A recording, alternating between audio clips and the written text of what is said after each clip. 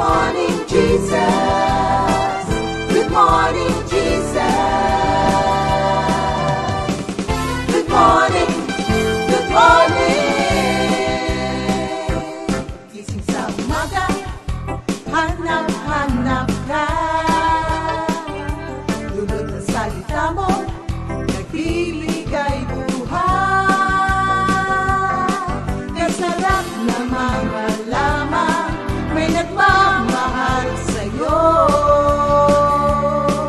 Salamat sa'yo, Panginoon. Walang pagsubok na di mo kakayanin mo. Sa bawat panalangin, ikaw ay diringgin.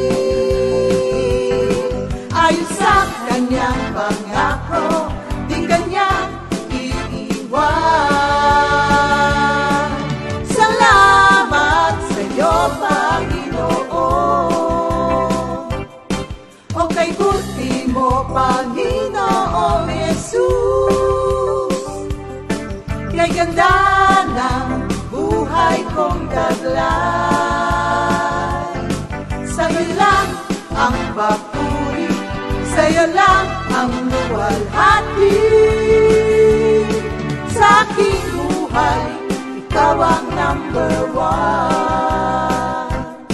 O kay buti mo, Panginoong Jesus. Kay ganda ng buhay kong taglay.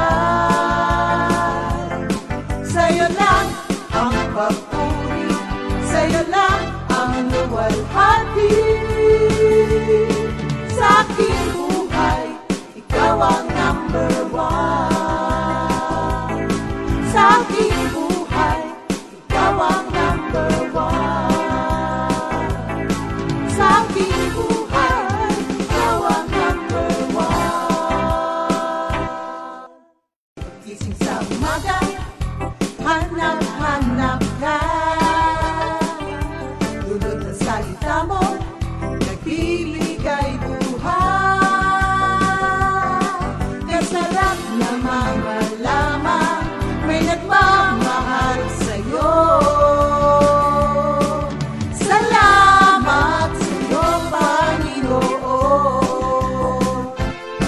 Walang pagsubok na di mo kakayanin mo.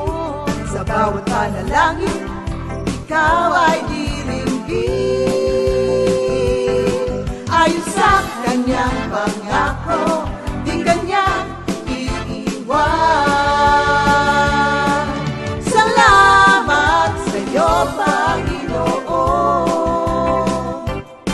O kay buti mo, Panginoong Jesus. Kay ganda ng buhay kong taglay. Sa'yo lang ang papuri, sa'yo lang ang luwalhati. Sa aking buhay, ikaw ang number one. O kay buti mo, Panginoong Jesus. Kay ganda ng buhay kong taglay. Sa'yo lang ang papuri.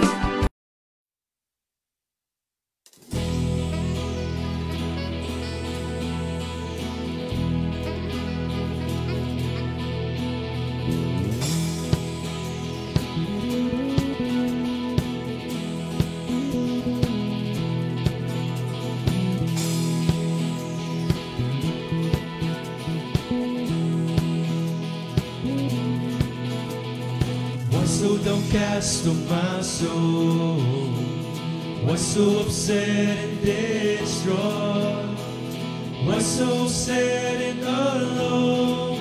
You need to change your place and believe in Jesus' name.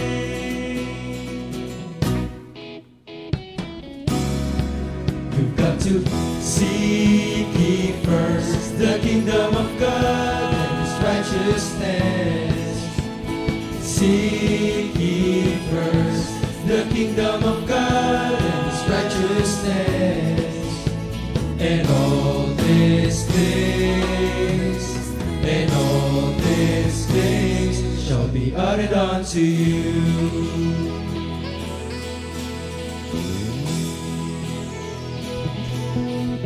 Instead of suffering and complaining, instead of worrying and frowning, why don't you call on Him, seek His face, and you will reign with Him. Seek ye first the kingdom of God and His righteousness. Seek ye first the kingdom of God and His righteousness, and all these things, and all these things shall be added unto you.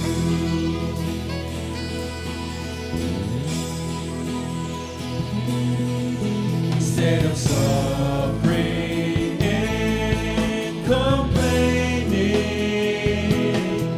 instead of worrying and frowning, why don't you call on Him, seek His grace, and you will reign with Him. Why so downcast of my soul? Why so upset and distraught? Why so sad and alone?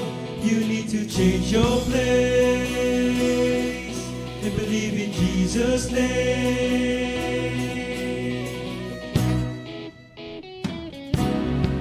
You've got to seek ye first the kingdom of God and His righteousness. Seek ye first the kingdom of God and His righteousness, and all these things, and all these things, and all these things, and all these things shall be added unto you.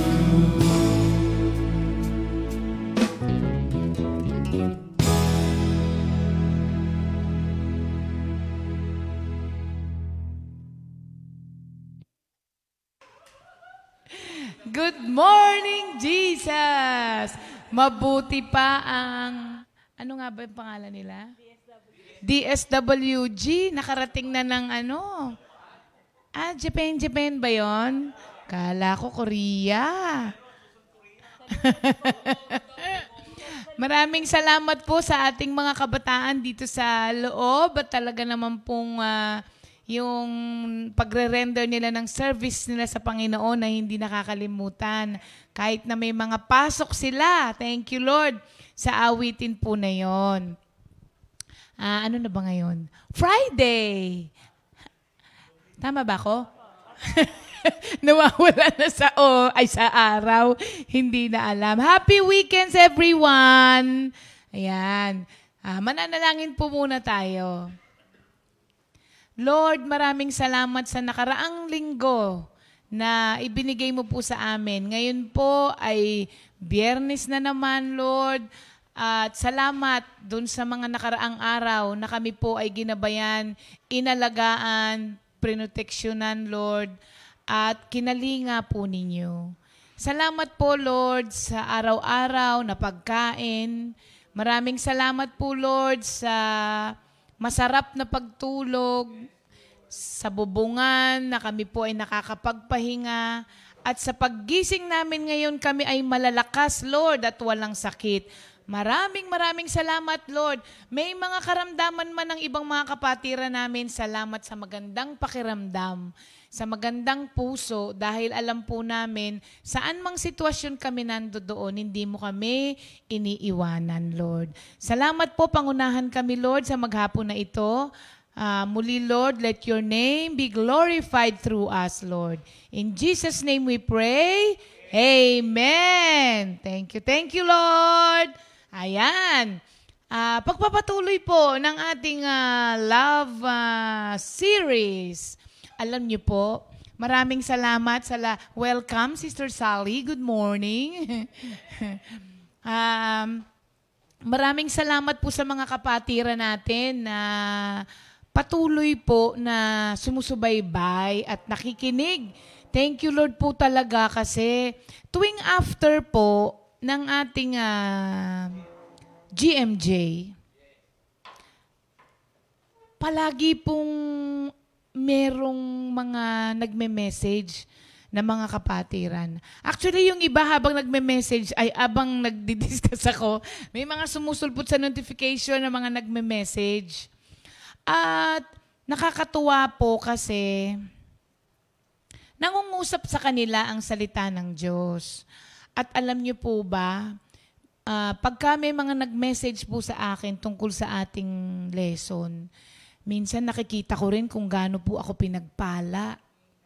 Kasi yung mga iba pala, malalaki ang problema sa mga asawa. Kaya pagka may mga ganun na nagme-message sa akin, minsan parang nakikita mo napakaliit lang pala ng inireklamo mo sa buhay kumpara doon sa mga dinaranas ngayon, ng mga ibang kapatiran natin. Kasi po, hindi naman lahat ng mga kapatiran natin may mga asawa na kay Lord na. Marami pa rin po na hanggang ngayon pinagdarasal pa rin yung kanilang mga brother husband or mga sister wife na makasama din nila kay Lord. At talaga pong the struggle is real, mga kapatid. Kaya nga po, in-advise tayo ng 1 Corinthians na do not be equally yoked. 2 Corinthians, with an unbeliever. So, kailangan po, makinig tayo talaga sa salita ng Diyos. Minsan kasi, mandami tayong katwiran. Bakit hindi pwede? Bakit ganito? Bakit ganyan? Pag tumingin po tayo ngayon sa kapaligiran natin, sa mga couples na yung isa ay non-believer, may struggle po talaga. Kasi hindi naman po sasabihin ng Bible yon kung wala sabi nung iba, pagka ba ganun, hindi mo na madadala yung asawa mo, madadala pa rin po. Pagka ba ganun, hindi na pwedeng maging mag-asawa, pwede pa rin po pagka gusto nyo pa din. Kaya lang, yun nga po, yung struggle po talaga, pagka mag-asawa na, yun po yung mga naririnig kong struggle ngayon ng mga kapatiran natin na nakapag-asawa ng non-believer. So, ayun po mga kapatid, no? Pero pagka mga kapatiran natin, nagme-message sila, excuse me po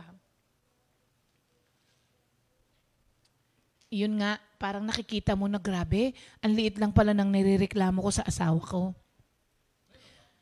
Hindi sa asawa ko. Ibig ko sabihin, masasabi mo sa sarili mo, wala akong reklamo sa iyo.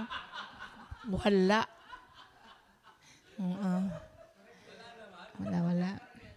Wala. Hindi talaga. Hindi po ako nagbibiro. Wala po akong reklamo sa asawa ko. Wala talaga, Beb. Yan lang, pagka yung masyadong maingay pagka nandyan. Ganun. Yun lang. Pero kumpara mo, di ba, minsan ang reklamo ko sa kanya na inuulit niya ng 5 beses. Minsan nasasabi ko, wag ganun. Kahit kanino, kahit di sa akin. Kasi feeling nung kausap mo, bobo siya. Kasi kailangan ulitin ng 5 beses. Pero pagka tinignan mo, yung nirereklamo ko, nothing compared to the struggle of other brothers and sisters na kailangan po talaga rin nila na isama sa mga prayer. So pagpapatuloy po natin, kasi alam nyo, ito ngang self-respect. Sabi nung isang sister kahapon, sister, sabi niya, ayun na naman yung lesson natin. Sabi niya, pag-pray mo po ako, kasi yung husband ko ganyan. Sabi, kung ano-ano binibili niya sa sarili niya, hindi naman lang niya naiisip na kapag umuwi siya sa bahay, nandun ako, na kailangan ibili din niya ako. Yung mga ganon, mga kapatid, So, yung mga diniscuss kasi natin kahapon, alam nyo, naaaliw ako rito sa pag-aaral na ito. Lalong-lalo na yung sa mga husband and wife. Alam nyo, hindi, ibig ko sabihin ako'y natututo ng sobra. Natutuwa din ako sa mga discoveries na, alam nyo, i-discuss po natin sa ibang araw kung ano ba dapat ang maging, pagka nawawala yung mga words, nangangapa ako ng words. Ano ang dapat maging attitude ng isang Christian wife towards a non-Christian husband? Maganda yan, mga kapatid. Tapos, meron din kasing mga husbands na pinupuwersa ang authority nila. Na sinasabing submission. Alam niyo po ba, mga brother husband, na hindi po kayo dapat ang magsabi sa mga asawa po ninyo at mag-concentrate sa authority ninyo. Kasi your main,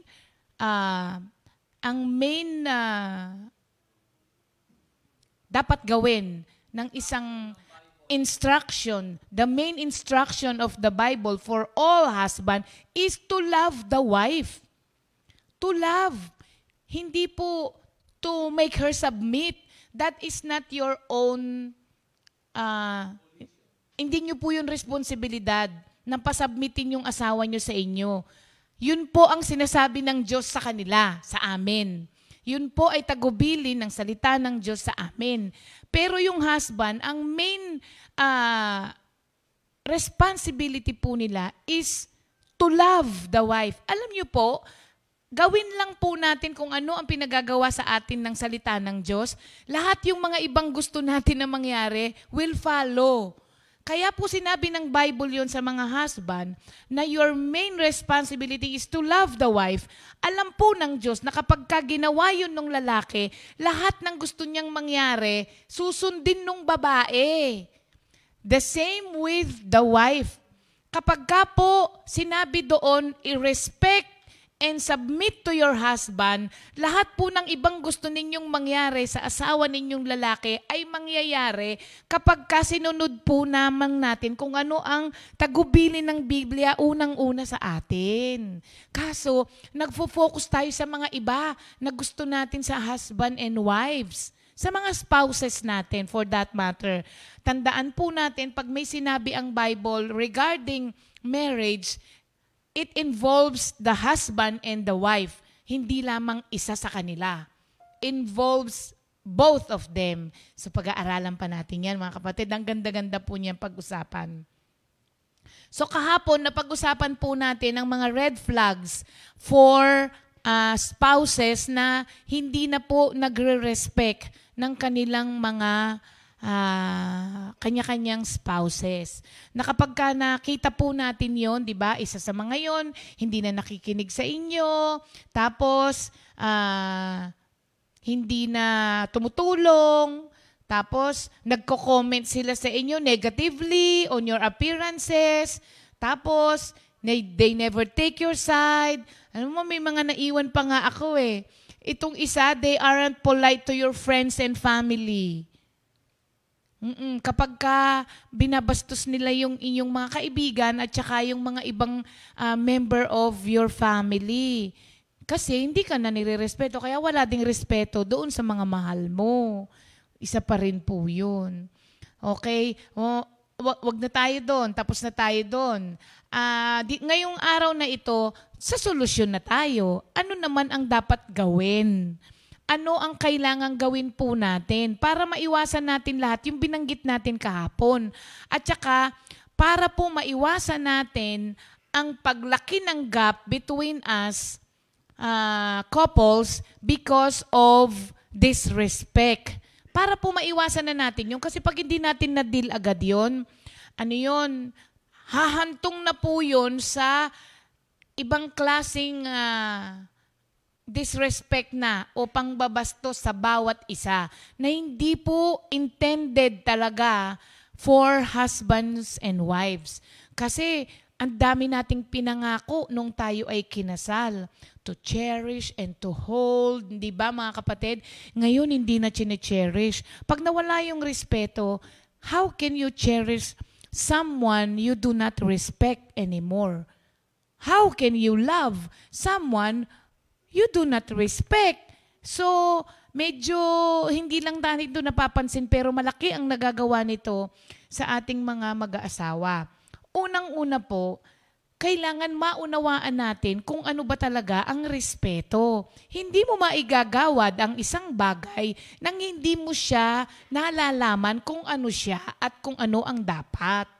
Kaya kailangan understand po natin the true meaning of respect. Sabi po ni Merriam-Webster, Merriam pala yan, hindi yan Miriam. Merriam. Sabi nung iba, Merriam. Pero yung mismong gumawa, ang sabi niya is Merriam-Webster.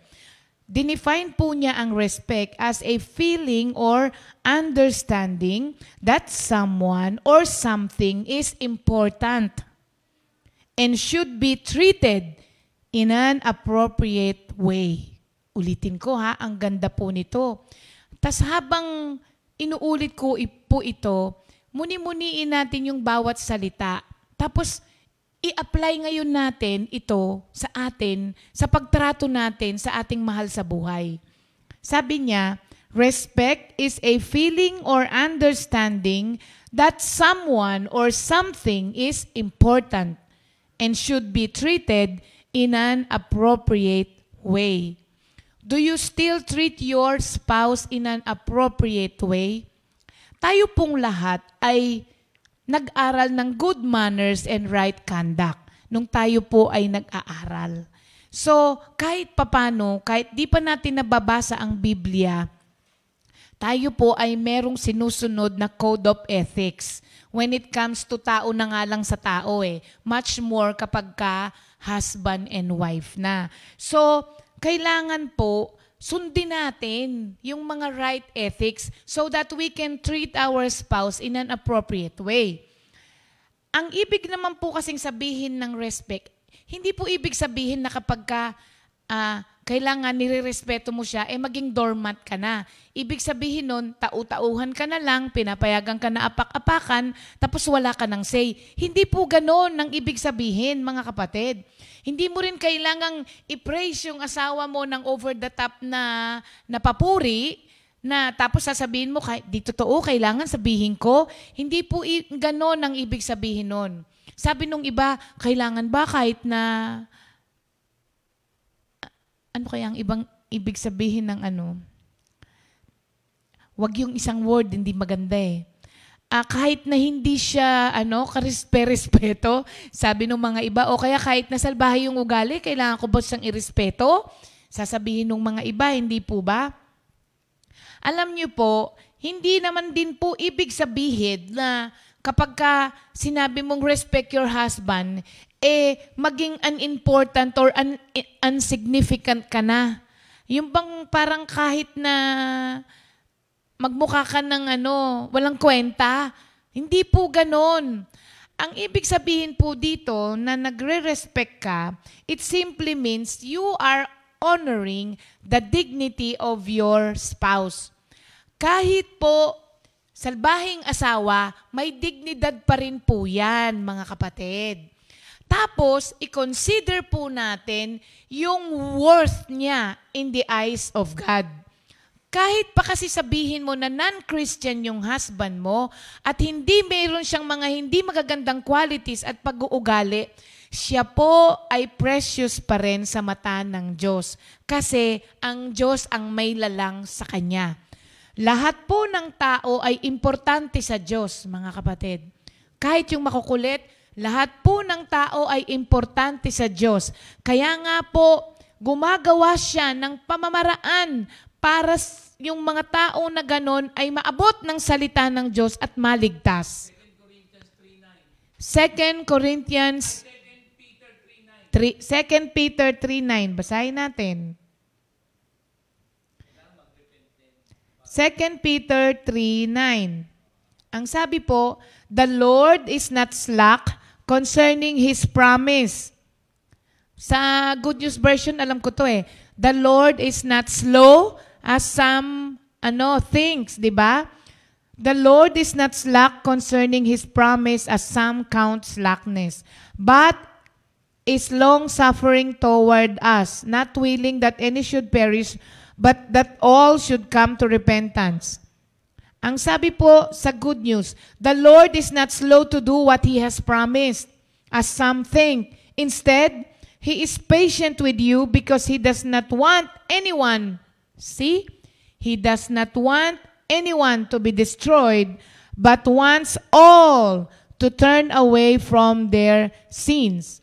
So, tandaan po natin, mga kapatid, na maski po yung mga spouses natin na merong mga hindi magagandang qualities at sinasabi natin na salbahe, mahal po ng Diyos. Sometimes po kasi, yung sinasabi mong salbahe yung asawa mo, depende yun sa standard na pinapatong mo sa asawa mo.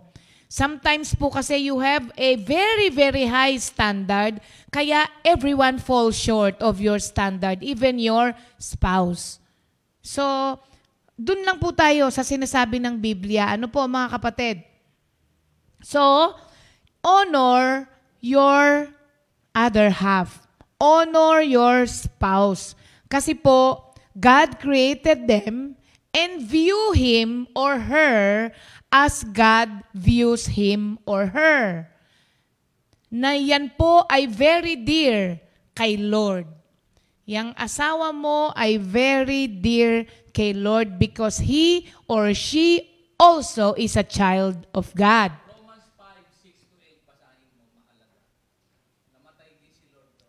Romans 5:6-8.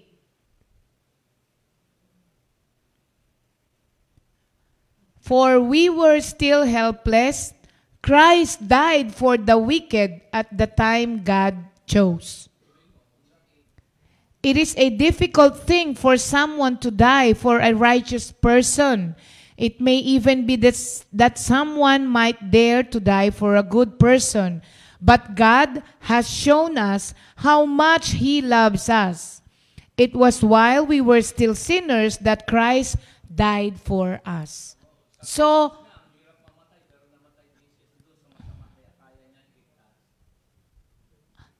mga kapatid, once upon a time, we are also like them. Nakita lang naman po natin ang katotohanan ng salita ng Diyos eh. Kaya po, hindi na tayo naging quote-unquote salbahe, nakagaya ng sinasabi natin sa ibang tao.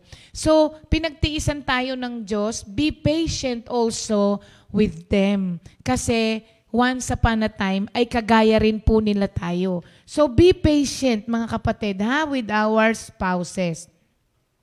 Tapos po, ang pangalawa pong kailangan nating maintindihan, tandaan po natin that respect is a command. Respect for your spouse is a command. At kapag ka po tayo ay kinomand ng Diyos tungkol doon, ang gusto niya ay sumunod tayo at magkaroon ito ng resulta. Okay? Sa Ephesians 5:33, ang sabi po dito, okay, miya na kayo mag-usap. Nakikita ko kasi kayo, ako ay nade-distract. Okay? Ephesians 5:33. Ang sabi po rito, nevertheless, each individual among you also is to love his own wife, even as himself. And the wife must see to it that she respects her husband. So, ang respeto po sa bawat isa is a command. Ito po ay inutos ng Diyos. Wala pong nakalagay doon na if he deserves it. Wala. Sabi lang po niya, the wife must see to it that she respects her husband. Walang nakalagay if he deserves it. Hindi rin po sinasabing he should earn it. Wala. Wala rin sinasabing if you feel like it. Hindi rin po. At hindi rin po sinasabing if he treats you right. Walang nakalagay po doon. Ang sabi lang po, the wife must see to it that she respects her husband. Sa lalaki naman, to love his own wife. Hindi po sinasabi na if he treats you right then. Walang nakalagay po na ganon. So itong utos po at command na ito ay walang kalakip ito. Ibig sabihin po, regardless, whatever the condition is of that person, kailangan igawad po natin yung sinabi sa salita ng Diyos sa Ephesians 5:33. Sundin lang po natin yun, mga kapatid. Sabi nga must see to it. So kailangan, sa ibang salita, pag sinabi mong you must see to it, ibig sabihin, siguraduhin mo. So sabi rito, siguraduhin mo na ang asawang lalaki ay mahalin niya ang asawang babae kagaya ng pagmamahal niya sa sarili niya. At ang sabi rito, ang babae, siguraduhin niya na respetuhin niya yung kanyang asawang lalaki. So, regardless, ang utos, gagawin. You still have the responsibility to be the wife or the husband God intended you and commanded you to be. Sasabihin, lugi. Hindi lugi, mga kapatid. Pag ginawa lang natin itong Ephesians 5:33 na to, sa bawat mag-aasawa, makikita mo na hindi ka lugi. Kaya nga to inutos alam ng Diyos na kapag ginawa natin ito, doon ka magbe-benefit sa relationship ninyong mag-asawa. Ang totoo nun, kaya naman po nagkakaroon ng problema, hindi natin ginagawa yung kanya-kanya nating, I would say, obligation, nang hindi ko sinasabing obligasyon lang. Ha, mga kapatid? Ibig kong sabihin yung dapat gawin ng bawat isa sa atin, kung ito'y ginagawad lamang natin ng tama, ng naaayon o with love sa bawat isa, hindi tayo magkakaproblema. Kaya lang naman tayo nagkakaproblema, hindi natin ginagawa itong sinasabi ng salita ng Diyos. Hindi mo kasi sasalbayihin ang iyong sarili. Bakit ko sinabing sarili? Kasi pag mag-asawa na kayo, one flesh na kayo. O, diba? Dapat katabi ko na lang si kuya. So mga kapatid, wag mong ituro yung responsibilidad dapat ng asawa mo. You are not responsible for what your husband should do. You are responsible for what you should do as a wife. And vice versa. Wag kang mag-focus dun sa, ikaw dapat ginagawa mo ganyan sa akin. Do not focus on that. Focus on what you have to do as a husband. Focus on what you have to do as a wife. Yun, yung kanya-kanyang dapat gawin natin, doon tayo mag-focus para maibigay natin ng tama. Pag binigay niyo po yun ng tama doon sa other half ninyo, mahihiya na po yun na hindi niya gawin yung kanyang responsibilidad naman towards you. So, minsan po kasi, nirereklamo natin yung ating asawa nang hindi natin tinitignan na baka mamaya yung atin din namang responsibilidad, karekla-reklamo din. Hindi ito po pwedeng isa lamang. It takes two to tango, mga kapatid. Okay? And finally po, put this respect into action. Wag lamang sa isip. Kasi sasabihin, respetuhin ko siya pag nagbago siya. Pag naghintay ka pa po na magbago siya, bago mo siya respetuhin, baka hindi ka na makarespeto sa kanya. Baka hindi na dumating yung araw na yon. Diba? Pero darating yon. Pag iginawad mo lamang ito kaagad, wag mo na pong hintayin na magbago pa siya, na bago mo ibigay tong respeto na to. Continue praying for him because prayer can move mountains, mga kapatid. Nakakalimutan po nating ipag-pray yung ating mga mahal sa buhay dahil minsan sobra ka nang nasasaktan. Pero wala tayong kontrol sa kanila. Pero ang Diyos meron. Minsan wala tayong magagawa para baguhin sila, pero ang Diyos kaya. Kaya put everything in prayer and put this respect into action. Kahit na hindi pa siya nagbabago, respetuhin mo pa rin siya. At makikita po niya yon, mga kapatid. Makikita po niya yon. Kailangan po mag-umpisa sa kaisipan natin at sa puso natin. Sabihin natin sa puso natin at kaisipan natin, hindi. Siya ay nilalang ng Diyos. May dignidad siya, kaya kailangan ko siyang respetuhin. Ganun po ang gawin. Yun dapat ang responsibility ng isang Christian wife or Christian husband. Tignan mo ang iyong other half na isang taong kailangang iligtas ng Diyos.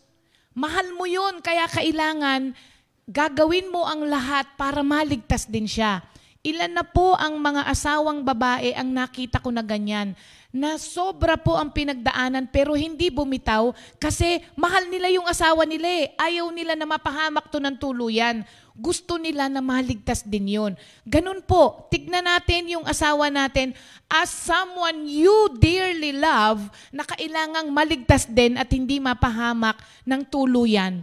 Pagka ganun ang inisip, sabi kasi nung mga ibang babae, kaya hindi nila iniiwan yung mga asawa nila kasi sila na lang ang nag-uugnay sa Lord at sa asawa nila. Pag umalis pa sila, mapapahamak na ng tuluyan yung asawa nila. Yun din po ang gawin nating panuntunan natin para po maging patient tayo sa mga spouses natin at maigawad natin itong respeto na to kahit na hindi pa sila nagbabago. Ano-ano ang pwede mong gawin para mapakita mo yung respeto no? Compliment him. Show appreciation. Huwag mo nang hintayin na magbago pa bago mo sila i-compliment. Palagay ko naman po mga kapatid, kahit sa mga maliliit na bagay, may nagagawang tama yung nirereklamo niyong asawa. Pag may ginawa siyang ganun, compliment him. Halimbawa, nag-init siya ng tubig para sa iyo. Compliment him. You show your appreciation. Tapos minsan, ask for his opinion or advice. Tapos focus on the positive things na meron siya. Hindi po pwedeng wala. Tapos, build him up in front of others. Kahit sino gustong-gusto nilang marinig na pinupuri sila nung mga mahal nila sa buhay sa ibang tao. Lumulundag ang puso nun, mga kapatid. Pag naririnig na pinagmamalaki nyo sila sa ibang tao. So, treat him as equal. Huwag mo siyang itrato as isang salbahe. Treat him as equal. Marami pang mga bagay. Avoid nagging, avoid complaining. Marami. Tuturuan tayo ng Diyos, bibigyan tayo ng wisdom kung paano natin itrato ang ating mga kanya-kanyang asawa kahit sila ay wala pa sa Panginoon. At makikita nyo po, start with ourselves. Sabi nga nung isang sister, nag-focus daw siya sa pagbabago sa sarili niya, hindi muna dun sa asawa niya. At magandang simulain po yun, mga kapatid. Kasi kailangan may gawin ka.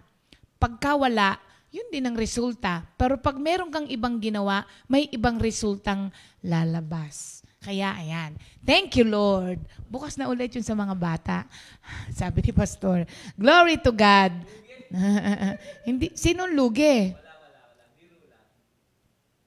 Lugi nga ang mga babae. Lumabas din, lugi yung mga babae.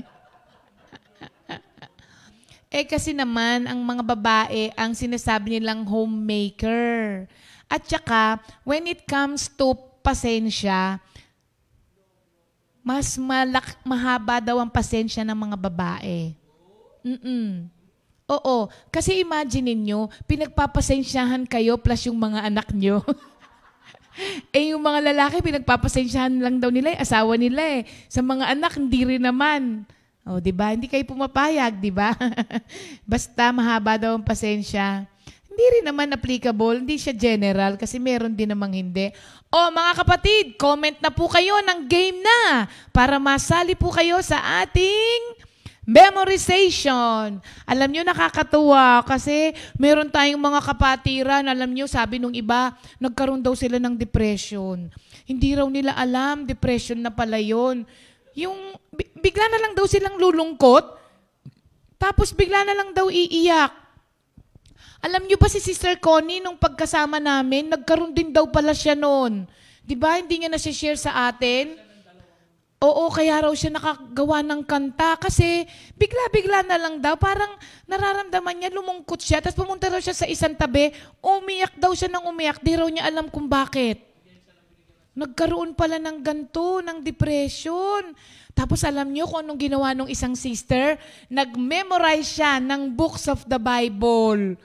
Kaya alam niyo, nakakatuwa talaga ang mga nagagawa nitong mga pinaggagawa natin, mga kapatid. Thank you, Lord talaga. O, game na po, ha? Comment na kayo ng game na. Pero bago ang lahat, batiin muna po natin ang mga may birthday sa araw na ito. Ba't pa kailangan batiin? O di kung ayaw mo po, sabihin mo lang, hindi ko kayo babatiin. Basta yung iba gusto nilang binabati sila. Kasi buhay pa sila sa araw na ito.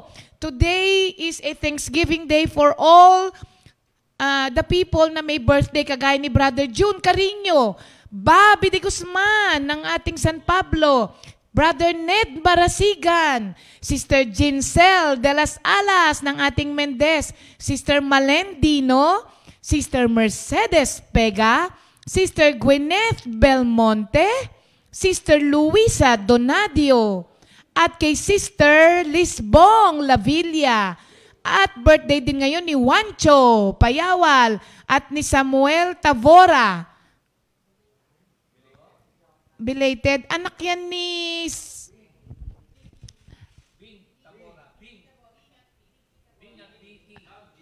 Hindi, anak yan ni Hindi, anak yan ni Brother Didit. Si Sam. Ha? Anak ni Sister Vicky at Brother Ving Tabora. Hindi ba yung panganay na anak din ni si Josam, di ba? J-Sam. Oo, Tabora. Sam din eh. Kaya akala ko yun yung anak nila. Yung kamukha ni Jericho Rosales, na anak ni Brother Didit at Sister Malu. Yeah. Hindi ka naman galit niyan. Sasabihin ko yan. Ang dami. Sister Irvie Matters. Belated happy birthday kay Sister Ping yun, si Sister Irvie, na kapatid ni Brother Bricks na nasa London. At saka si Sister Nena Rojas. Ang daming may birthday ngayon.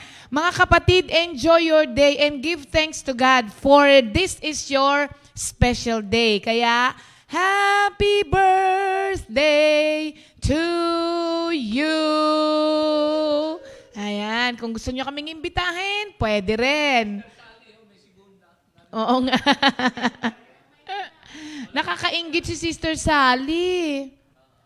Oh, ang payat na niya. Kailangan niya yon. Oh, kailangan niyang pumayat.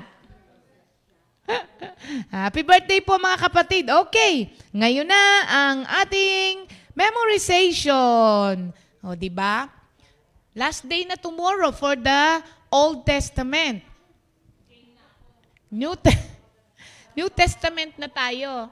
Hindi, uubusin na natin kayong lahat. Di ba? Para walang na-left out. Oo. Okay. Ano na lang to? Matter of kung sino mauuna o hindi, pero lahat matatawag. Maraming salamat nga po pala sa mga nagpadala ng reward. Oo. Si Sister Marla nagpadala ng reward, di ba? Okay. Finally, isa sa kanila, pagsamahin na lang natin, total, isa lang ang tinatawag natin pag mag-asawa, hindi ba? Oh, Sister Maripas and Minister Jerry.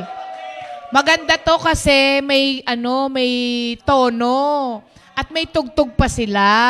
Oh, sige. Tagal na kaya ni Minister Jerry ready. Di ba? Sa wakas. Sa wakas, Beng. Magkaiba kayo ng tono? O sige, okay lang. Iisa lang naman kayo eh.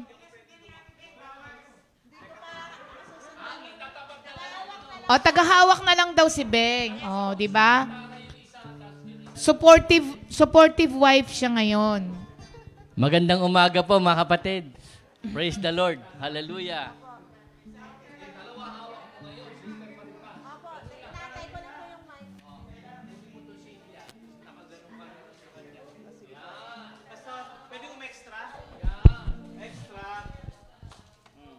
mic sa gitara. Oh.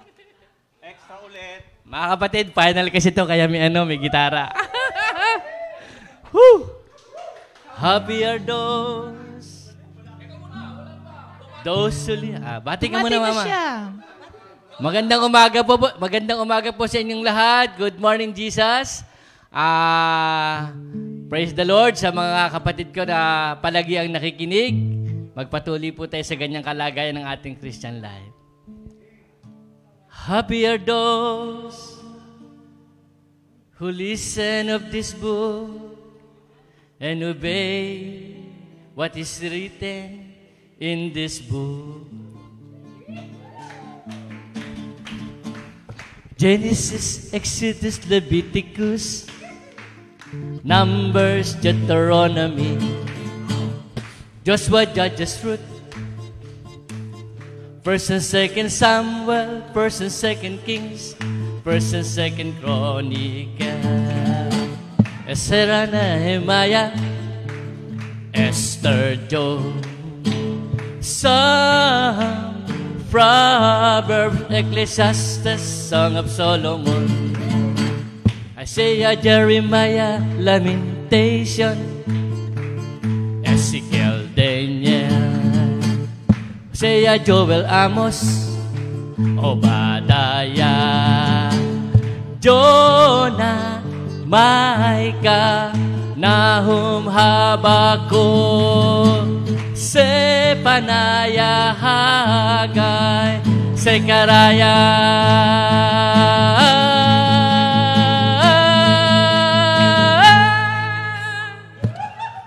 Malachi, Matthew, Mark, Luke, and John. Uy! Next week na po. Wow. May additional. May additional yan. Gusto ng additional. Matthew, Mark, Luke, and John. Acts, Roman, 1st and 2nd Corinthians, Galatians, Ephesians, Philippians, Colossians, 1st and 2nd Thessalonians, 1st and 2nd Timothy, Titus, Philemon, Hebrews, and James, 1st and 2nd Peter, 1st and 2nd, 3rd John,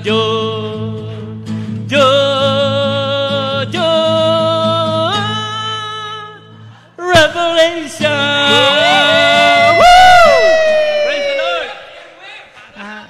Ang galing. Oh. Wag ka ma-excite. Wag ka muna ma-excite, Beb. Okay, eto ang kay Minister Jerry. May dagdag si Brother Butch. Ayun, may dagdag na si Brother Butch. Thank you, Lord.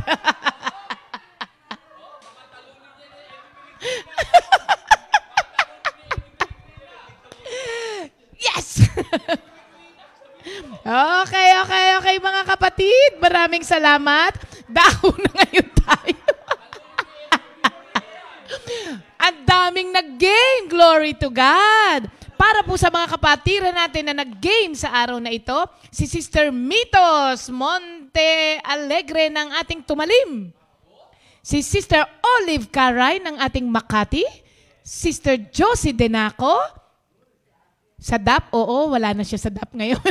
Si Sister Kay Fulgencio, si Sister Marisa Roraldo, si Ima, si Minister Jeff, at si Sister Sol Domingo. Para sa mga nagtatanong, nasa Old Testament pa lang po tayo. Gusto lang po nila ng additional, kaya nila dinadagdagan, mga kapatid, okay?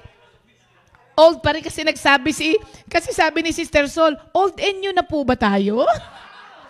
Ang ganda nung kay Minister Jerry, no? Kasi yung parang Hebrew dance, no?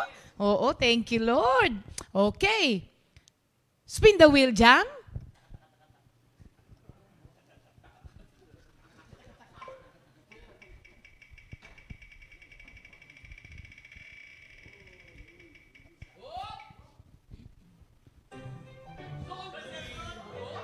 Okay, ito'y from Pangasinan pa, mga kapatid. Ang layo. Si Sister Sol Domingo Barrera. Ay, mali. Sol Barrera Domingo. Okay, Sister Sol, eto na. Tatawagan na kita. Sagot na agad. Kundi man si Sol. Sister Sol? Sister Sol? Sister Sol? Ayan na si Sister Sol. Good morning, Sol!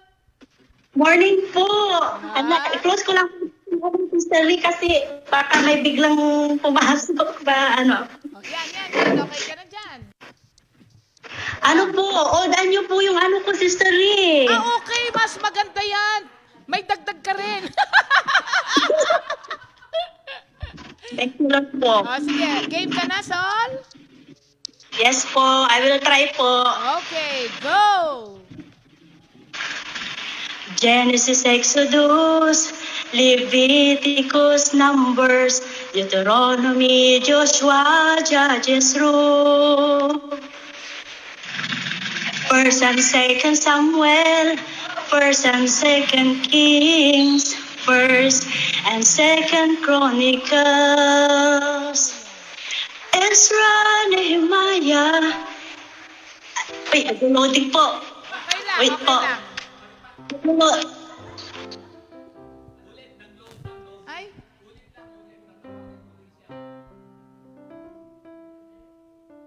Ano yung tono niya? Ano nga ang kanta, no?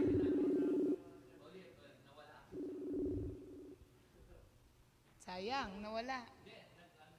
Sol?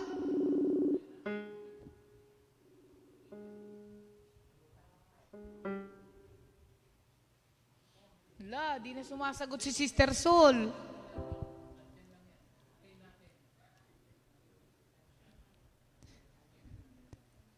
Ala, no answer na si Sol. Sol, kanina usap lang kita. Isa pa.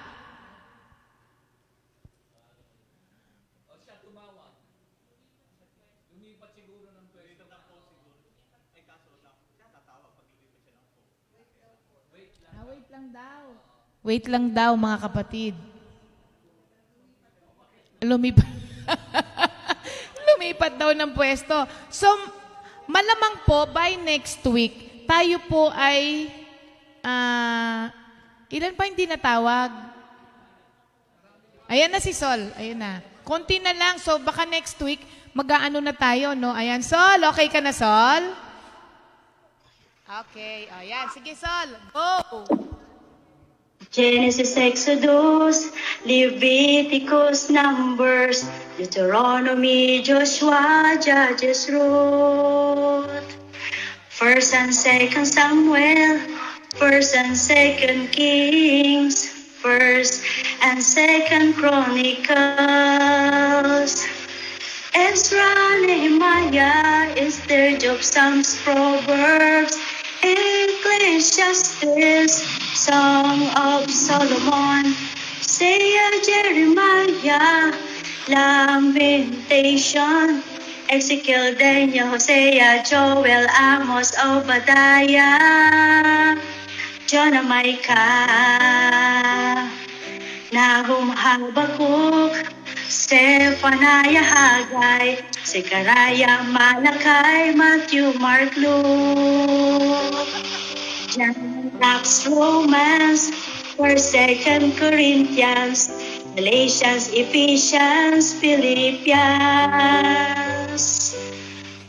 Colossians, 1st Thessalonians, 2nd Thessalonians, 1st Timothy, 2nd Timothy, Titus, Philemon, Hebrews, James, 1st Peter, 2nd Peter, 1st John, 2nd John, 3rd John, Jude, Revelation. Yay! Ang galing naman ni Sol. La la la la la la la la la la. la la, la la, la la la la. Colossians, 1 Thessalonians, 2 Thessalonians, 1 Timothy, 2 Timothy, Titus, Philemon, Hebrews, James, 1 Peter, 2 Peter, 1 John, 2 John, 3 John, Jude, Revelation. Thank you, Lord, po. Hey, ang galing naman ni Sol, old and new. Sol, ano yung tono na yun? Ano po, kasi meron po akong na-compose na song, Sister Lee, na in-apply ko po siya dito. So, original Yes, pati po. pala yung ano mo, yung... Yes po, original po yung tono po. Wala po akong in-adapt na iba. Ang galing tune po. naman. Yung song mo ba, pinadala mo na sa atin? Hindi pa po. Padala mo na. Nakakanta-kanta ko lang po sa prayer meeting. Nung nandito pa si Pastor Tony, siya po ang nagbibigay ng pagkakataon sa akin na makanta ko yun. Kaya in-apply ko po yung tono ko po dito sa ON. Okay. Padala mo na para masali siya sa new song natin.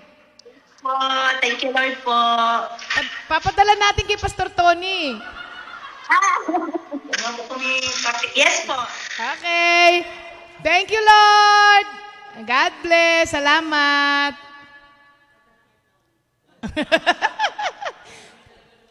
Papa-arrange natin kay Pastor Tony yung yung kanta ni Sister Sol. Thank you, Lord. Ang ganda nung ano, no? Binuo talaga ni Sister Sol. Kayo nag-umpisa niya, kaya dagdag tayo na dagdag. Madadagdagan na yung kanilang mga premyo. Okay. Mga kapatid, ha? Ano po, yung mga nakalagay doon, sila rin yung mga nag-game na nung mga nakaraang araw. Magdagdag naman, mga kapatid. Paano nyo po malalaman kung kaya nyo o hindi, kung hindi nyo susubukan? Kaya subukan po natin. Malalaman ninyo, kaya pa pala. Kahit mga senior. O, si Mami Paz nga, kasali. Ready ka na ba, Mami Paz? Si Mami Paz ang nag-pass nung una. Pero ngayon, hindi niya raw papalagpasin pa. O, di ba? Thank you, Lord. Okay. Ngayon naman po, dako na tayo sa ating new song of the week na ito po ay awit sa mga frontliners. At abangan niyo po ang English version nito. Kasi marami po ang gustong mag-share nito sa mga kaibigan nila sa buong mundo. Kailangan po may English. Kaya abangan niyo po yan at inaayos pa ni Sister Sally. O, di ba? Sister Sally na ang nag-aayos niyan kasi maganda daw po yan na ano sa kanya.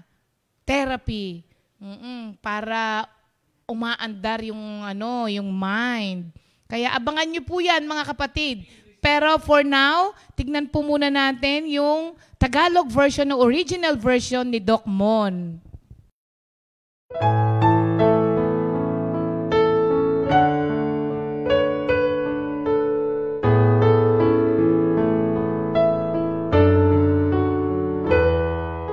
Maglilingkod ako sa iyo, turuan mo ang puso ko,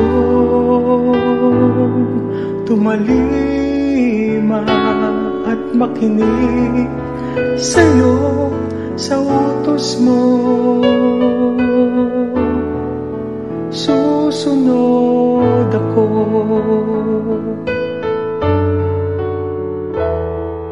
Hubugin mo ang isip ko, pati na rin ang kalooban ko.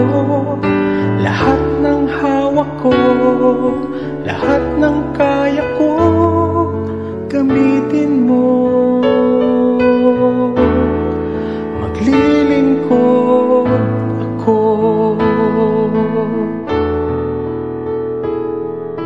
Ikaw ang nagbigay sa buhay kong taglay. Gamitin mo, pagpalain mo habang buhay. Maglilingkod sa'yo.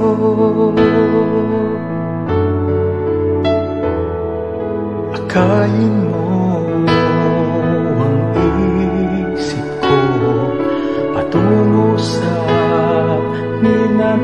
nais mo sa buhay ko, mula sa puso ko, tanggapin mo, O Diyos, sa karangalan mo.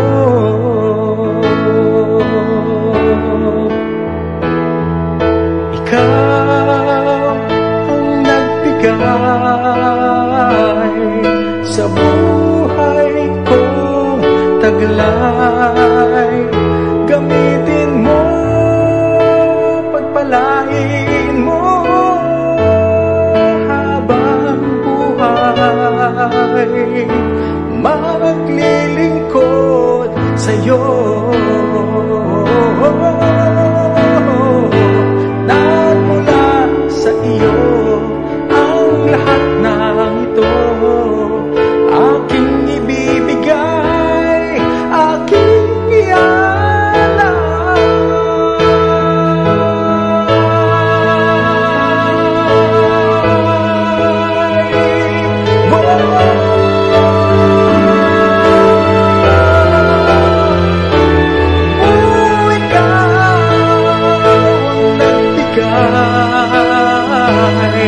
sa buhay kong taglay. Gamitin mo, pagpalain mo habang buhay. Maglilingkod sa'yo. Ang puso ko, ang isip ko, ang buhay ko, maglilingkod sa'yo.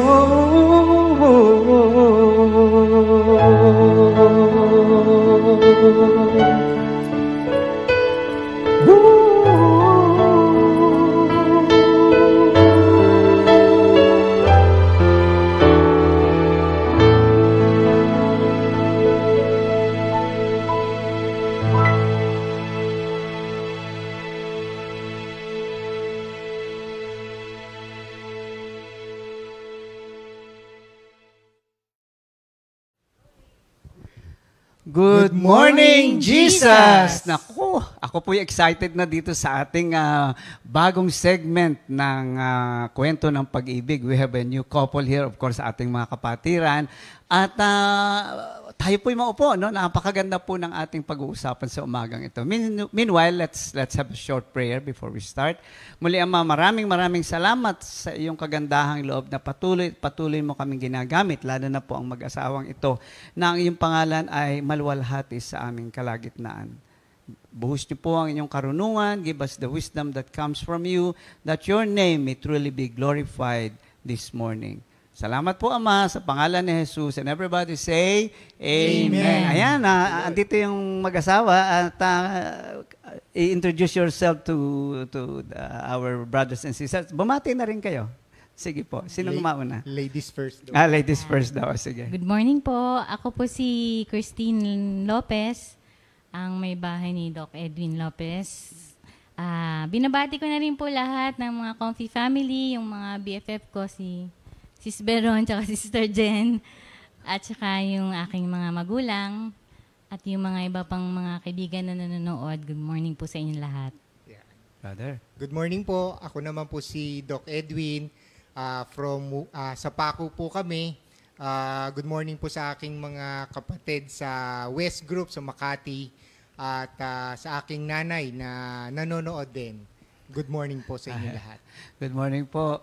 Ayan. So, ang amin hong pag-uusapan ngayon is how to have a harmonious relationship. No? Because this is one of the characteristics of a Christian family. No? Paano ba nagkakaroon ng maayos na ugnayan ang mag-asawa, and definitely this will affect the whole home environment. No? So, diretso na tayo sa question and answer. Ha? Okay. Unang-una, sabi nga natin, gusto muna nating makita, what did you bring into the relationship? No? So, gusto kong magbanggit lang kayo na a short family background, saan ka nang galing, you know, more or less may idea tayo saan tayo papunta.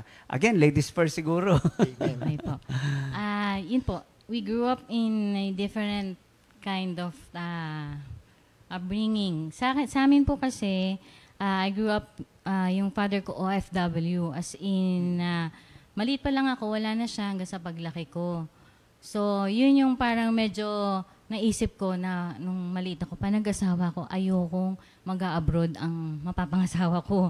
Kasi gusto kong makapiling. Gusto ko kasi yung daddy ko eh. Kasi noon, nung maliit ako, tingin ko sa kanya, superhero. Kaya pag wala siya, pag nasa abroad siya, feeling ko, parang hindi ako ganun ka-safe. Parang ganun, nung maliit ako. Pero, yun nga, homebody ako. Nasa village kasi ako lumaki. So, yun yung aking background. Okay. Brother Edwin. Sa lahat po naman ng ating mga kapatid dito sa Compi, alam naman po nila na yung mga magulang ko, kami po'y galing sa Paco at ang aking po kasi mga magulang ay active sa church. Sila po yung unang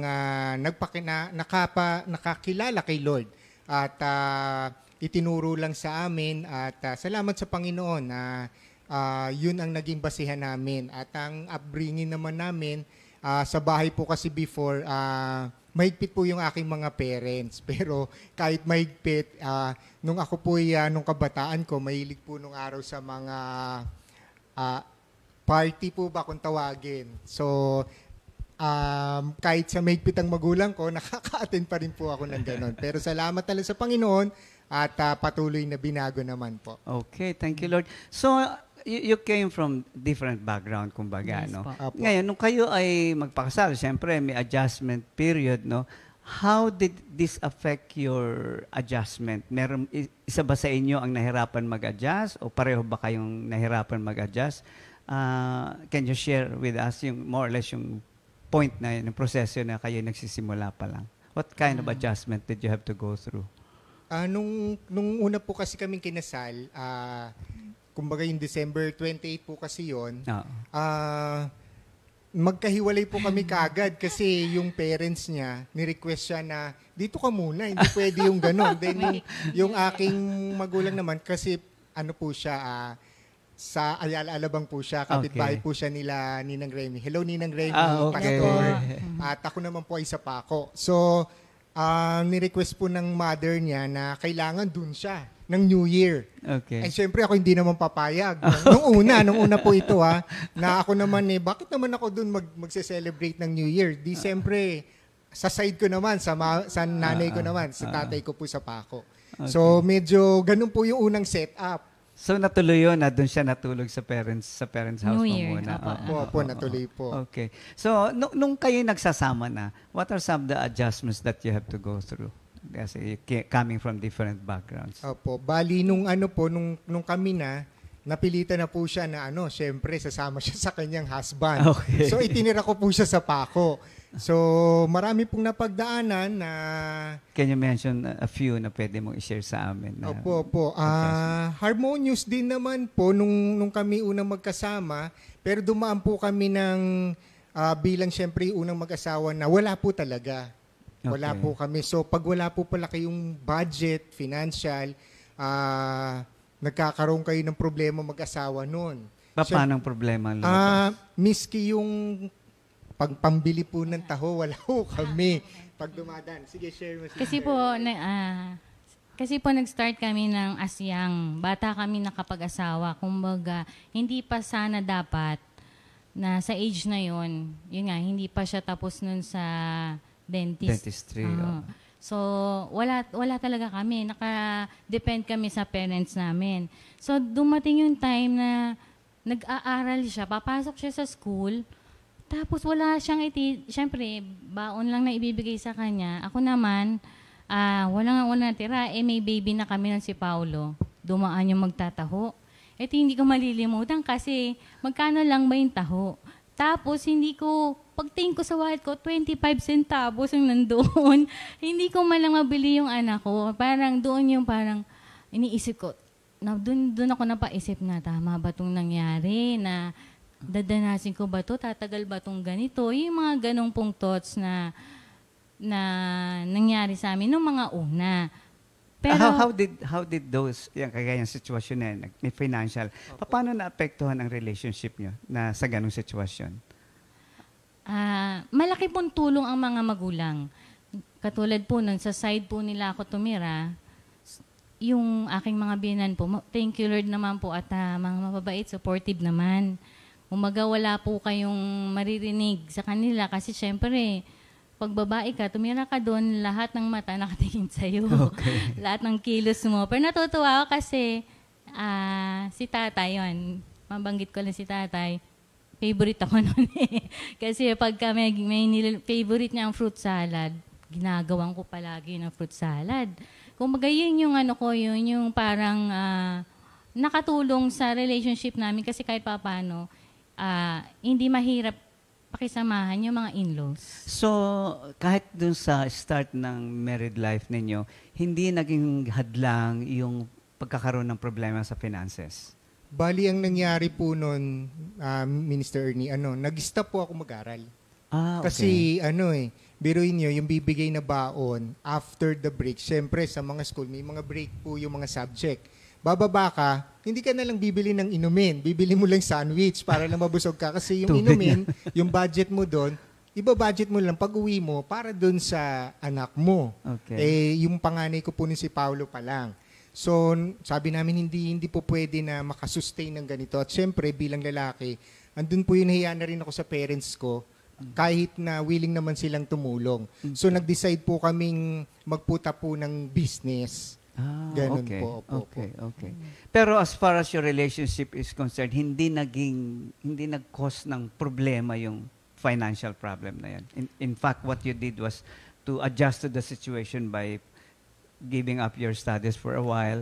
Okay, pagkatapos. Ayan, magandang sunod na tanong is, paano yung mga expectations nyo? Siyempre, nung mag-asawa kayo, anong naging reaction nyo dun sa mga unfulfilled expectations? Siyempre, pag bagong kasal ka, ganito, ganyan. Pero pagkatapos, yung reality, pumasok.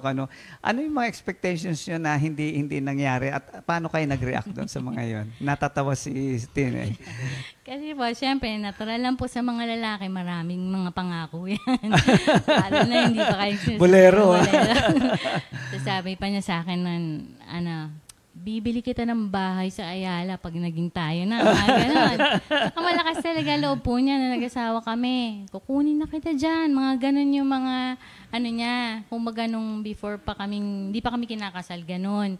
Marami siyang pangakong ganon. Parang lakas-lakas loob ng lalaki. Ito kala ko talaga, napakarami talaga netong. Kaya, pero naman, nung naging kami, kasi hindi naman kami nahirapan yung magkasundo kasi kami kaagad eh. Marami kaming pareho na... Like what? Pareho kaming mahilig sa negosyo. Kaya pagdating sa business, hindi naging problema sa amin yung kasi pareho kaming masipag sa negosyo talaga. Tapos, siyempre, plus yung support nga ng parents, siyempre yung puhunan, hanggang sa mapalago mo yung puhunan. Pero dumating din, marami po tumagal po kami sa business na yan, sa eggs, delivery. Pag may mga concert po, doon nagtitinda po kami ng food, pure foods. So, during the early years of your marriage, you were focusing on the business that you were putting up. Yes po. Opo. Para, sabi namin, hindi nga po pwede na puro kay sa parents, so kailangan kami tumayo sa sarili namin. So nagputa po kami ng business, yun nga po, ng negosyo. Tapos after a while, inisip na rin po namin, dumating po sa isip namin na kailangan na namin mag-separate sa aming parents kasi nga yung isang head ng church natin nakausap namin, sabi kay Sister White, hindi pwede dalawang reyna sa bahay. So kailangan mag-separate kayo, which is true naman po na dapat pag nag-asawa, separate po kayo sa inyong mga magulang. Okay. Pero yung pag-ibig, nandun pa din. Di ba po, Mr. Ernie? Thank you, Lord. So, you went through all this process. Kayo ay nagtayo ng business. Ay, bilang tao, siyempre, kayo may mga moods yan. May mga How did you handle this? Yung mga ganun. Siyempre, pressured na nga kayo na kayo magkaroon ng negosyo, may family kayong tinatayo. But at the same time, yung mga toyo nyo, naglalabasan din. Paano nyo hinandle yun? Lumabas nga po lahat yun. parang lahat ng condiments lumabas na, toyo, suka, lahat na. Sige nga. Ano po, may mga maliliit pong bagay kasi na nagsisimula lagi sa maliitin na napapalaki kasi andun po yung point na walang nagpapatalo. May dumating kami sa instance Very na gano'n. strong ang personality niya pareho. Are you saying that? Nung before po kasi, mabilis po yung kabataan ko, mabilis po maginit yung aking hindi po ako nagpapatalo, nagpapakain, mga ganun. Siyempre dahil lang siguro sa kabataan mo, ganun, sa bago pa lang kayo. Pero dumating naman ng panahon na binago rin naman po ni Lord. Sige nga, can you continue your story? Opo.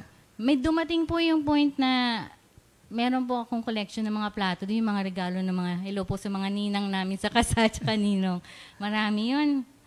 Nag-away kami kasi po, ang style po kasi ni Brother Doc dati, hindi siya nagsusorry agad kasi ang taas nung peak nung nung galit ko. Gusto niya, humupa muna ako bago siya mag-sorry. Ako naman, gusto ko, mag-sorry ka para mag-start na ako mag-low. Okay. So, hindi namin napag-uusapan yun before.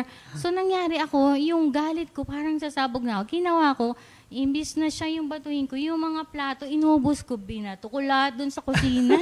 Naubos lahat yung panregalo ng nina. Okay. Sabi ko, Minister Ernie noon, sabi ko, parang napakaingay sa baba. Sinilip ko, siya, hindi ko naman siya maawat noon. Ang ginagawa ko naman po kasi pag meron kami hindi pagkakaunawan, hindi ko po kinakausap. Hinahayaan ko muna siya maglaylo. Kaya lang ang problema, ayaw niya ng gano'n. Ako naman, naghanap po ako ng matataguan. Yung lalay, ayoko marinig yung mga ganong boses.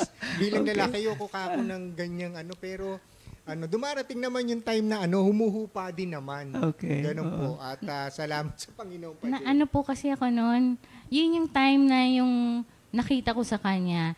After kong ubusin lahat ng plato, di ang kalat na, no? Maya-maya nakita ko lumabas na siya, tapos ang ginawa niya, hindi siya nagsasalita, winalis niya lahat ng mga platong kinalat ko. Parang doon ako, parang nabigla na hindi ko alam na ito pala siya. Na hindi ko na alam na ganito pala siya. So, unti-unti ko siya doon nakilala na, kailangan pala, natutunan ko na hindi ko pala dapat agad-agad na. Kasi may times na paggalit kami, mga nasasabi kang hindi dapat masabi. Tapos pagsisisihan mo talaga yun. Pagsisisihan mo talaga. Kaso, yun nga, thank you Lord, nakilala mo ang Panginoon at mapagpatawad ang Panginoon talaga. Si brother naman, pag siya ang wala sa mood, paano ginagawa mo ngayon? Ngayon, na dumaan kayo sa ganong sitwasyon. Ngayon, paano ginagawa mo pagka siyang may toyo? Ayan.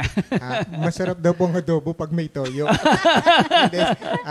Sa totoo lang po, nagkaroon na ako na yung bang sa aking kaisipan na dahil nga natutunan ko na hindi mo siya pala pwedeng hindi kakausapin kasi magsasubside lang siya pag nakipag-usap ka sa kanya. So nagpray ako kay Lord na, Lord, paano ba yung tamang approach? Ganon. Siyempre, gusto mo sa bahay na kayo magkasundo mag-asawa. So kinakausap ko siya, nagpe-pray muna ako kay Lord, tapos yun, inaano sa akin ni Lord ng, siyempre sa malumanay na pagsasalita, hawakan mo yung kamay niya, plusin mo, tapos titignan mo siya, tapos sasabihin ko sa kanya yung mga pinagdaanan namin nung araw na sa negosyo, mga ganon. Medyo naliliwanagan po, Minister Ernie. At sabi ko, ito nga, napagtagumpayan natin nang dahil lang ba dito? Hindi tayo magkakasundo. Nire-remind ko siya lagi ng yung mga hindi naman laging negative . So, nire-remind ko siya yung mga positibo nung araw ng pinagdaanan namin, kaming dalawa, napagtagumpayan, kung nasa na tayo ngayon. So, na-overcome mo yung anger problem mo, no? Eventually. Kasi ikaw pa yung lumalapit. Tanong, sino mas madalas unang humingi ng sorry? Ay, ako po, Minister Ernie. Opo. Para tahimik na sa bahay.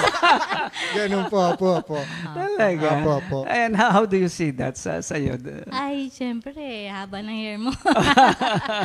Hindi, thank you Lord po yun. Kasi habang lumalaki naman yung mga bata, as much as possible po, buti tuwing mag-aaway kami, nasa school sila.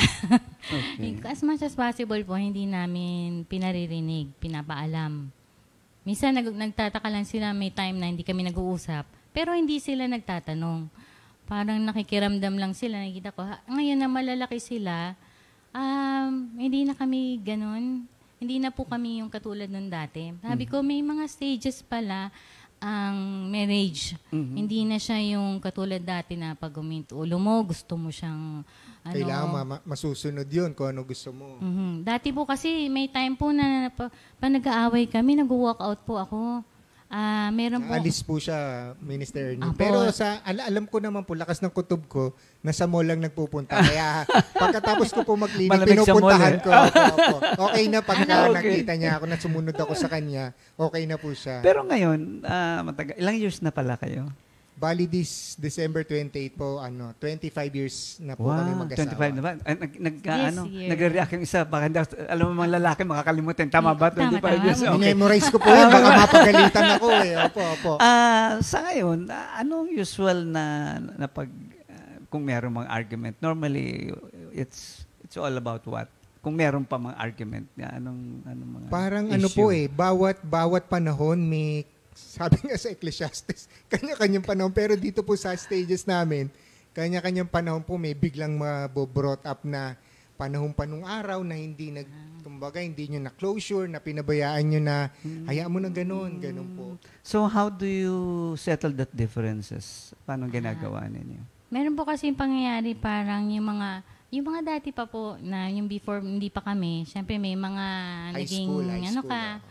Yung mga issues pa nung araw. Issues kumbaga. nung araw. Tama po, issues. Okay. Kailan naman kami sa edad namin to, biglang out of nowhere, biglang na-open. Na-open po.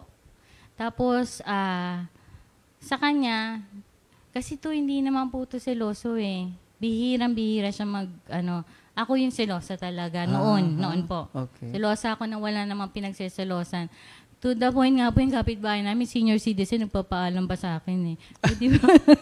Makakala mag-sense ako. Pero hindi na ako ganon. Thank you, Lord.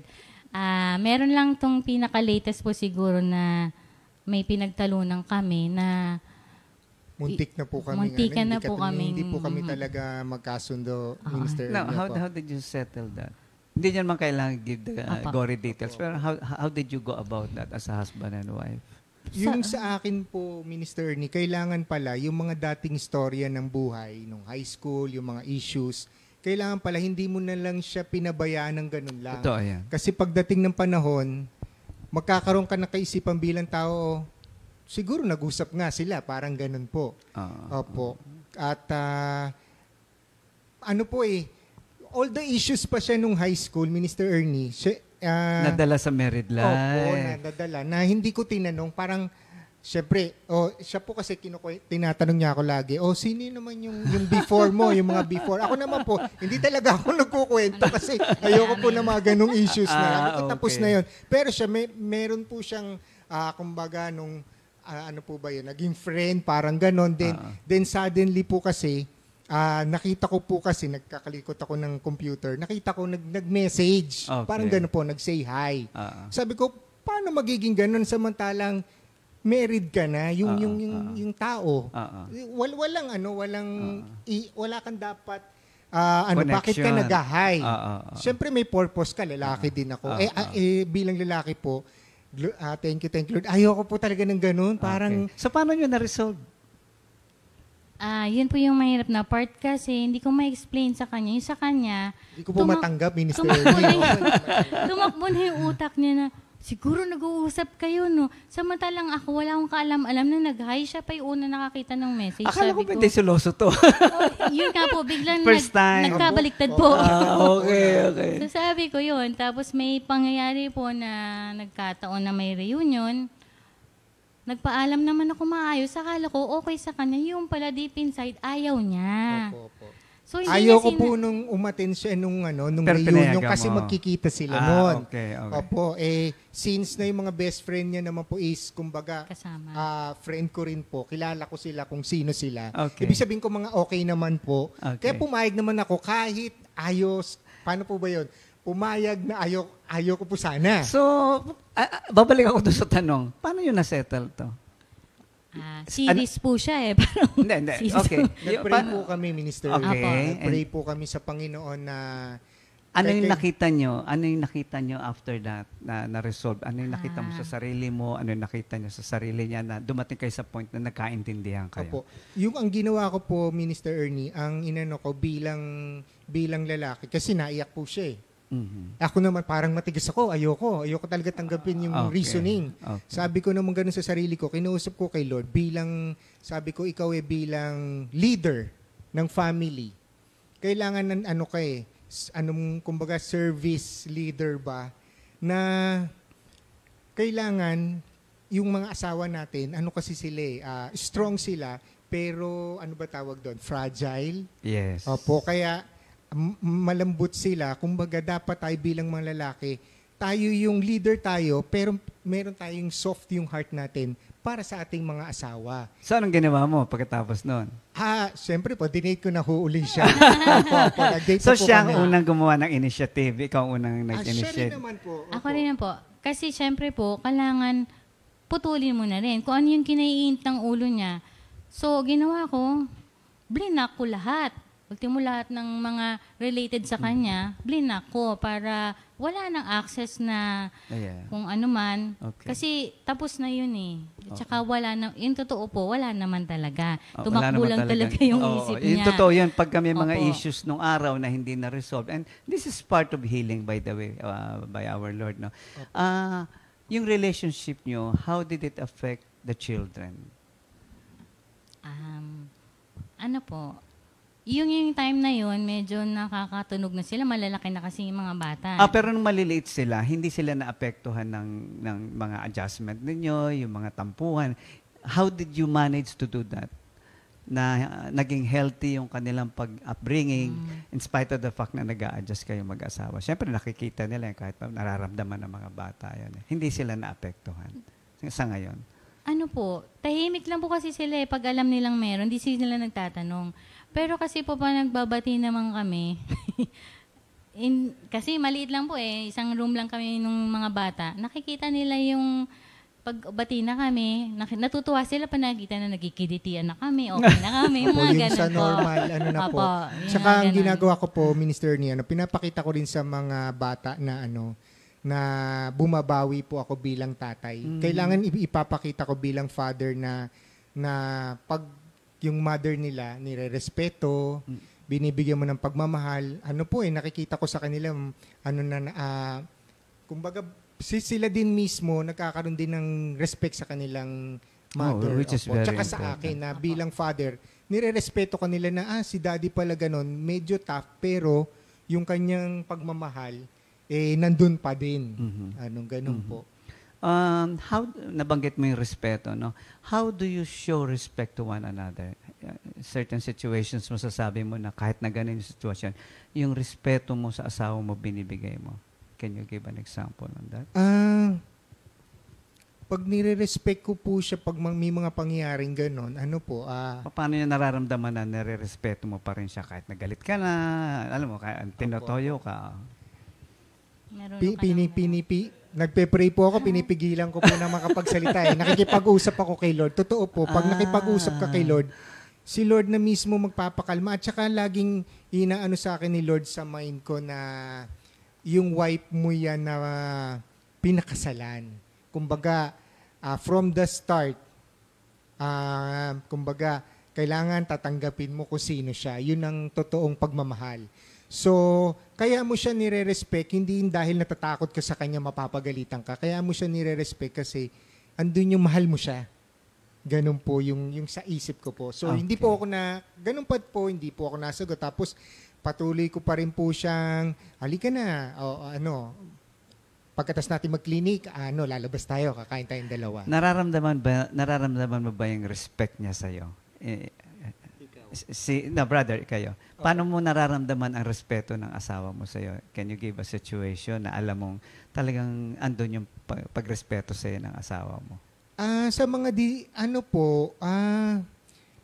sa akin po kasi gusto ko pag merong sa bahay, kumbaga tinatanong niya ako palagi, okay ba yung gagawin ko na ganito?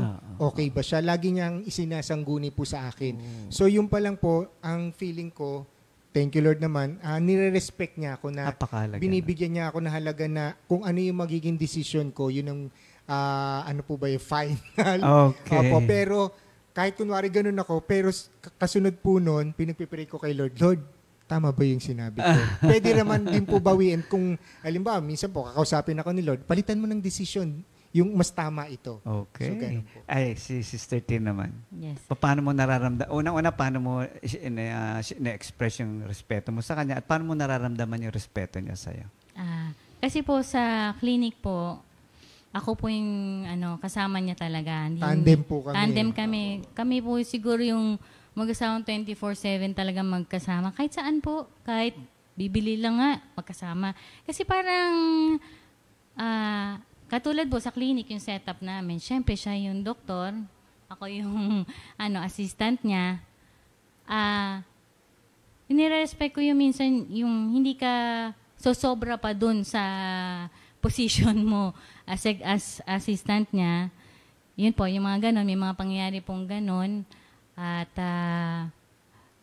nararamdaman ko naman po talaga na yung respeto niya, yung love niya. Pag may ginagawa kaming procedure, Minister Ernie, syempre minsan pagod kami, minsan napapataas yung boses mo. Pakiabot ng ganito, hindi kagad yun naabot. Pero salamat sa Panginoon. Sasabihin sa akin, nire-remind ni Lord, pagod ka lang. Wipe mo pa rin siya. So maayos mo pwede sabihin. Pag nakapagsalita po kung yung ganito, abot mo naman.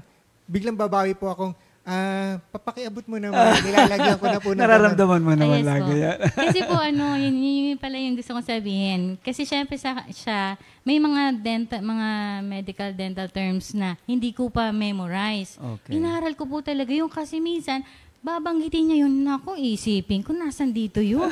Minsan manghuhula ako, mapapagalitan ka, mali na iabot mo. Pero, okay naman, kasi ang usapan namin, pag may pasyente, hindi mo papakita na nag-ano kayo, sinyasa namin mata lang. Ganun lang. Nakaintindihan. So, nakakaintindihan na kami sa ganun. Medyo mag-showbiz naman tayo bago tayo magtapos.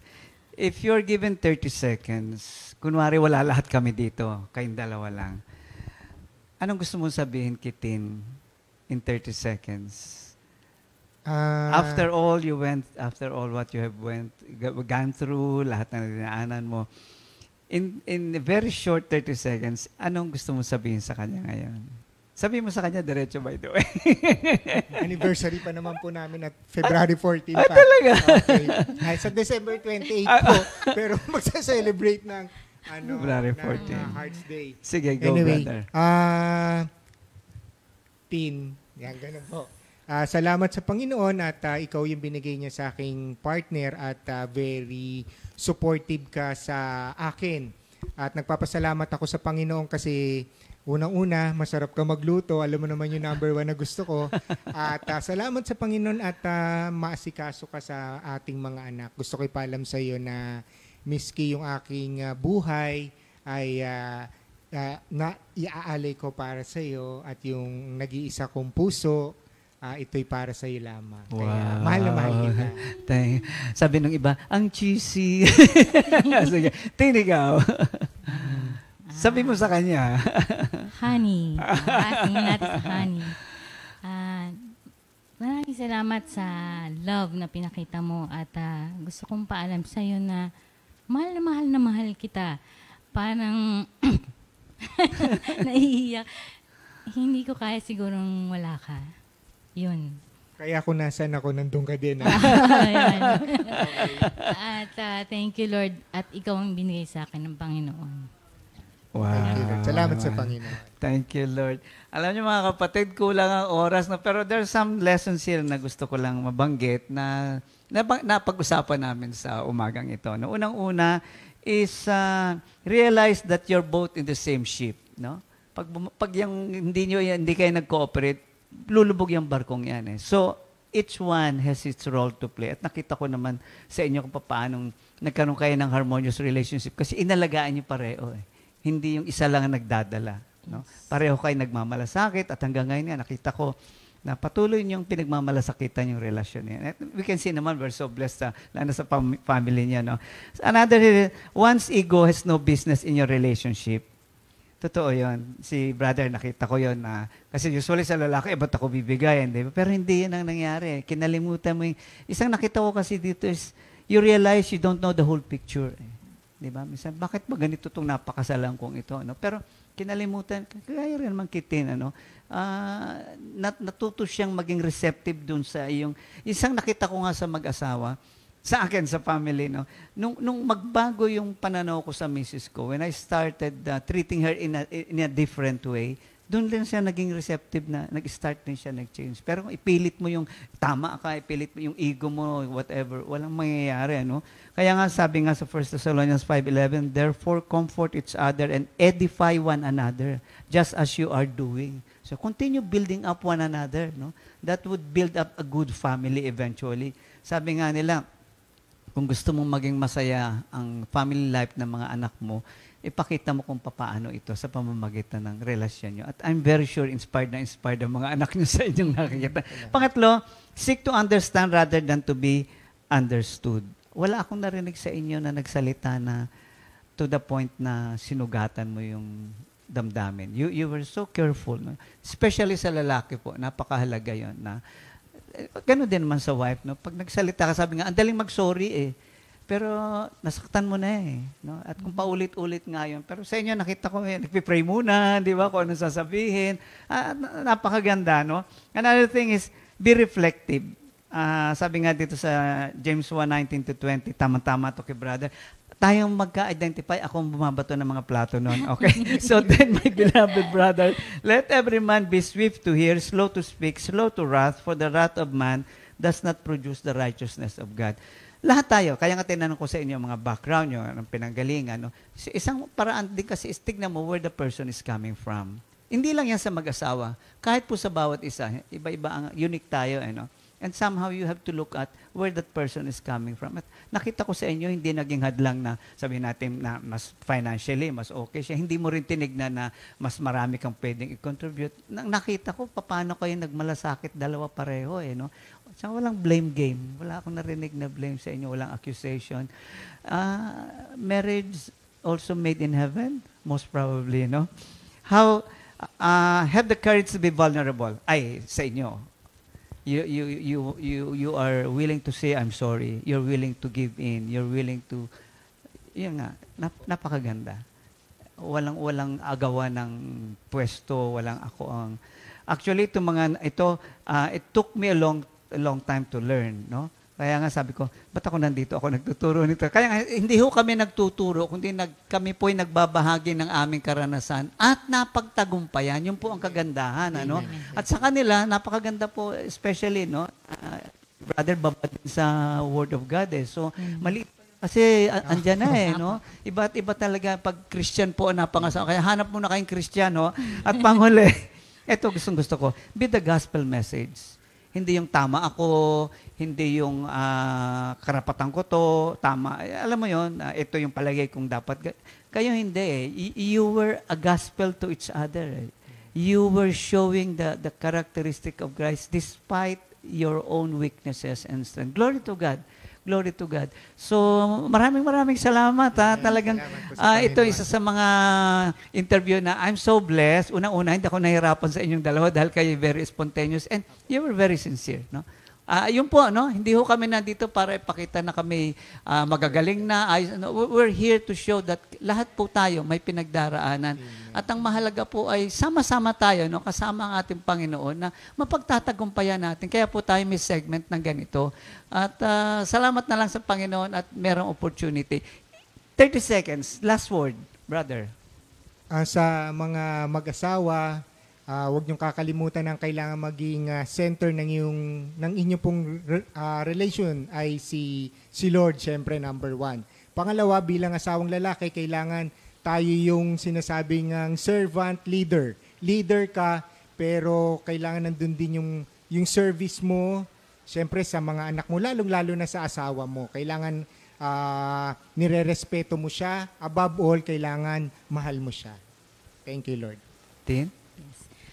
Bilang asawang babae naman, nakita ko dito yung kailangan give mo ng respect yung husband mo. True. Yung totoo naman na hinugot tayo sa tadyang eh. Hindi tayo hinugot sa mas mataas pa, di ba? So, kailangan talaga, susunod tayo. Tsaka, thank you Lord, lalo na pag Christian, yung napangasawa mo, yung iba yung decision niya eh. Kasi sinusunod ko talaga pag laging ina-ask ko yung permission niya, lahat. Thank you Lord naman at guided ng Holy Spirit yung mga na ano niya. At yun nga, isa pa sa mga kababaihan, dapat marunong din tayo magluto kasi nakita ko totoo naman yung doon mo makukuha yung ano ng lalaki, ng asawang lalaki. Kaya thank you Lord at yun. Maraming salamat ha. Pinaunlakan nyo kami sa invitation nito. And so I'm sure lahat ng makakapanood nito ay pinagpala. No? Brother, can you close us in prayer? Sige po, tayo manalangin mga kapatid. Panginoon, maraming salamat po sa umagang ito, sa malayang oras na kami po'y nagkatipon at makapanalangin, Panginoon. Maraming salamat po at naibahagi po namin sa aming mga kapatid, Panginoon, ang aming mga experience na patuloy niyong binabago sa ikakabuti, Panginoon. Pinagpipray ko, Panginoon, ang bawat family, lalo na sa aming Comfy Family, Panginoon, na kayo po maging pundasyon ng bawat isa. Sa panahong ito ng may pandemya, Panginoon, ang pagkakaisa, lalong-lalo na po ang pag-iibigan, ang kailangan ng bawat isa at kapatawaran, Panginoon.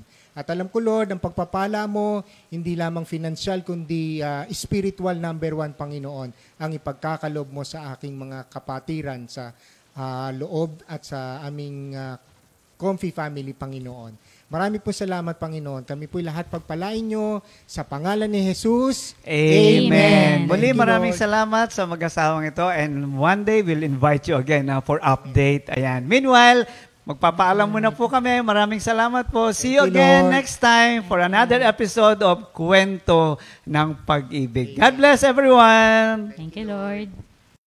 2 Timothy 2:2